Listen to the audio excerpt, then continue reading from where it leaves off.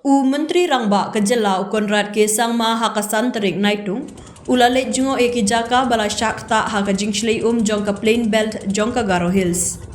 Ki Jaka Bala Shakta Ki Kentup Yaka Silkata Ka Nama Bila Bat Ka Haripur Ki De Ki Kato Katne Ki Jaka Ki Bala Shakta Jurba Hawes Garo Hills. Hakani Ki Jingshlei Palat Laipo Hajar Ngur Ki Briu Ki La Shakpan Kedriak Jaka. Kawa Jinjiram Kabadan Harut Kite Kishnong Kalakiu Bat Kane Kawa Kalami Naki Benta Jongka Gol Para District Jongka Assam Bat Kalayait Lingba Ka Gol Para Bat South Salmara District Jongka Assam Bat Kalarong Syapok West Garo Hills Bat Nang Nepat Kalalit Penyesok Bat Kawa Brahmaputra.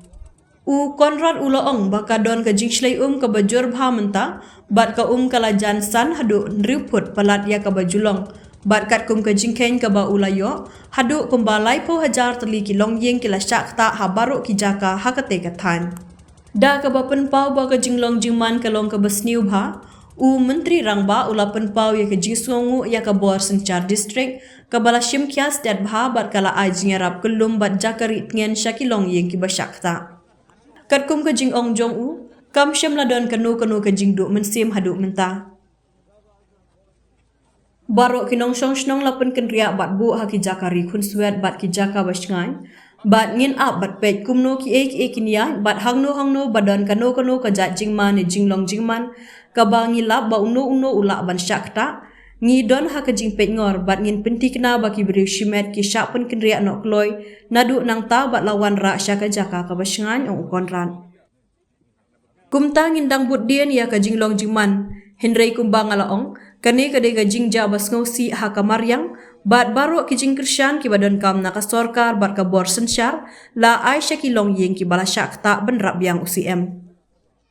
We have come here towards the plain belt area of Garo Hills, mainly in Shilkata area, Namabila, Haripur, and all across. As we know that there's a lot of flood right now, and the water levels are almost over 5 to 6 feet up above normal.